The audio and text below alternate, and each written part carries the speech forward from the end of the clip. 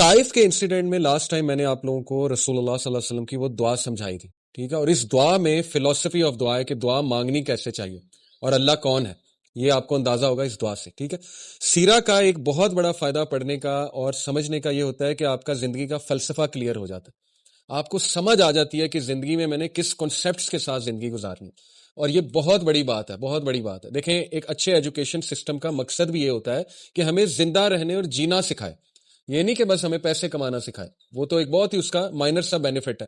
اصل education system کا benefit یہ ہوتا ہے اور مقصد ہوتا ہے کہ بھئی ہمیں چیلنجز سے ہم نے کیسے گزرنا ہے، ہم نے زندگی میں مختلف سچویشنز میں کیسے ڈیل کرنا ہے وغیرہ وغیرہ۔ تو یہ سیرہ اللہ کے نبی صلی اللہ علیہ وسلم کے بارے میں اللہ نے خود کہا کہ تمہارے نبی میں تمہارے لیے بہترین مثال ہے، ہر طرح کی بہترین مثال ہے۔ اوکے، یہ دعا میں دوبارہ بتاتا ہوں، کچھ چہرے نئے نظر آ رہے ہیں۔ رسول اللہ صلی اللہ علیہ وسلم پہ پتھراؤ ہوا، ہمارے نبی پہ لہو لہان ہوئے، اور بہت یہ جس پہ جتنا غم کیا جائے اتنا کم ہے، لیکن میں نے آپ کو ایک بڑا امپورٹنٹ پوائنٹ بتایا تھا لاسٹ کلاس میں کہ سیرہ میں آپ ایک بار بھی رسول اللہ کو یہ انسیڈنٹ مینشن کرتے خود نہیں دیکھیں گے۔ اس سے کیا ثابت ہوتا ہے کہ ہمارے نبی صلی اللہ علیہ وسلم اللہ سے ایمپیتھی لیتے تھے، لوگوں سے نہیں۔ سمپتھی لینی ہے تو اللہ سے لیں۔ ایک بار یہ دعا کر لی، اللہ کو رو کے دکھا دیا، سمپتھی لے لی، اس کے بعد کبھی مینشن نہیں کیا۔ صرف تب مینشن کیا جب حضرت عائشہ نے خود پوچھا کہ آپ پہ سب سے ہیوی انسیڈنٹ کون سا تھا؟ کیا احد کا تھا؟ جو احد کی شکست تو نہیں کہیں گے، احد میں جو بھی حادثات ہوئے اس کے بعد تو نبی صلی اللہ علیہ وسلم نے ہاں پھر مینشن کیا کہ عائشہ تمہارے لوگوں نے مجھے بہت دکھ دیا تھا، یعنی طائف کے لوگوں نے، لیکن تب بھی کوئی ایسا سینٹینس نہیں کہا جس سے سمپتھی لینا جو ہے وہ واضح ہو رہا۔ اس میں بڑا امپورٹنٹ پوائنٹ ہے کہ دیکھیں مسلمان اسٹرانگ ہوتا ہے، سمپتھی اللہ سے لینی ہے ہم نے۔ ہوتا کیا ہے، لوگوں سے آپ بہت سمپتھی لیں گے نا، ایک ٹائم آئے گا لوگ آپ کے بارے میں مائنڈ میں رکھ لیں گے یار یہ تو ویک سا ہے، ایم ہی ہے، ٹھیک ہے نا۔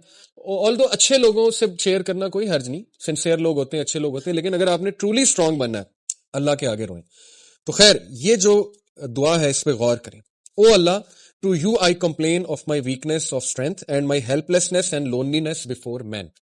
اے اللہ، میں آپ سے شکایت کرتا ہوں۔ سب سے پہلی بات کہ اتنا اللہ کے ساتھ ایفیلیشن، اتنا کلوز ریلیشن، اتنا بھروسہ، اتنا کانفیڈنس کہ اللہ کو اپنا دل کھول کے دے دیا۔ شکایت دو طرح کی ہوتی ہے، اس دعا سے یہ بھی ثابت ہوتا ہے، ٹھیک ہے۔ جیسے حضرت یعقوب نے سورہ یوسف میں آتا ہے انما اشکو بسی و حزنی اللہ، بے شک میں اپنی شکایت، اپنا شکوہ کس سے کرتا ہوں؟ اللہ سے۔ شکایت یہ جو پہلی والی ہے نا، یہ تو جائز ہے۔ یہ کون سی والی شکایت ہے؟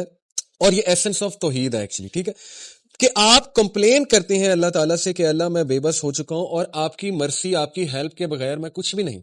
اور اس میں پتہ ہے کون سا والا ایلیمنٹ ہے؟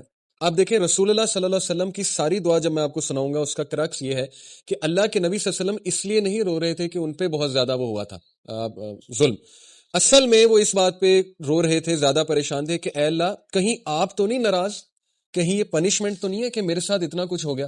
یہ اصل میں اس کا جو ہے نا ماخذ ہے۔ یعنی آپ سوچیں کس لیول پہ اللہ کے نبی صلی اللہ علیہ وسلم کا ویژن اور اللہ سے تعلق تھا کہ اللہ یہ ہوا ہے میرے ساتھ تو مجھے سمجھ نہیں لگ رہی، کہیں آپ کی ناراضگی تو نہیں ہے، کہیں مجھ سے کوئی خطا تو نہیں ہو گئی، مجھ سے کوئی غلطی تو نہیں ہو گئی۔ اس طرح کی بات کرنا، ٹھیک ہے نا، اور اللہ کے سامنے دل کھول دینا، یہ تو ایسنس آف توحید ہے، اور اس طرح کی شکایت جو ہے وہ جائز ہے۔ اس کو شکایت کہہ لیں یا کہہ لیں کہ اپنا دل کھول کے بیان کرنا، ٹھیک ہے نا۔ دوسری شکایت جو ہے وہ ہے اللہ کی قدر اور اللہ کی ڈکری کو ریجیکٹ کر دینا، ایکسیپٹ نہ کرنا۔ اور زیادہ تر لوگ جو ہے وہ اس کا شکار ہو جاتے ہیں کہ جب ان کے ساتھ کوئی خدا نہ خواستہ، اللہ نہ کرے، کوئی ایسا حادثہ ہو جائے، کوئی ایسی چیز آ جائے جو انہوں نے ایکسپیکٹ بھی نہیں کی ہوئی تھی، تو وہ بجائے کہ اللہ کے آگے رونے کے یا اللہ سے مدد طلب کرنے کے، وہ فوراً یہ کہتے ہیں کہ یہ ہوا کیوں ان دا فرسٹ پلیس۔ اور وہ کہتے کہتے پھر اس لیول پہ پہنچ جاتے ہیں جو اللہ معاف کرے، ابلیس نے اللہ کو کہا تھا کہ اللہ تو نے مجھے گمراہ کیا۔ یہ ابلیس کے الفاظ ہیں قرآن میں کہ بے شک since you have led me astray, اس لیے اب میں ان ہیومن بینگز کو نہیں چھوڑوں گا۔ اس نے بلیم کس کو کیا؟ اللہ کو۔ تو خدا نہ خواستہ کہیں ہم اس شکوے کا شکار نہ ہو جائیں کہ ہم اللہ کو بلیم کرنے لگیں، نعوذ باللہ، کہ یہ اللہ کی وجہ، اللہ نے کیوں میرے ساتھ ایسے کیا، ٹھیک ہے نا۔ انسان ہے، نکل بھی سکتے ہیں ایسے الفاظ، لیکن یہ کہ توبہ کر لی جائے، فوراً سے ریٹرن ہو جائیں، فوراً سے جو ہے وہ اللہ تعالیٰ کے بارے میں پازیٹیو ہو جائیں، تو یہ ایسے لوگ اللہ کو بہت پسند ہیں، ٹھیک ہے۔ تو پہلی بات، یہ شکووں کے بارے میں دو طرح کے شکوے میں نے آپ کو بتائے، ان میں سے ایک ناجائز ہے کہ تقدیر کو چیلنج کر دینا، اللہ کی ڈکری کو ریجیکٹ کر دینا کہ نہیں یہ ہوا کیوں، جیسے کچھ لوگ ان کے فادر کی ڈیتھ ہو گئی، مدر کی ڈیتھ ہو گئی، ایکسیپٹ ہی نہیں کیا، دین سے بھی دور ہو گئے، نمازیں پڑھنا چھوڑ دی کہ نہیں یہ ہوا کیوں۔ تو خیر اٹس ویری ڈیفیکلٹ، لیکن یہ کہ اسٹرینتھ پکڑیں، ہمارے نبی کو بہت غم آئے ہیں، بہت دکھ آئے ہیں، ان سے اسٹرینتھ پکڑیں۔ اگر غم دکھ کوئی بری چیز ہوتی تو انبیاء کو نہ آتا، اس کا مقصد ہے، ٹھیک ہے نا۔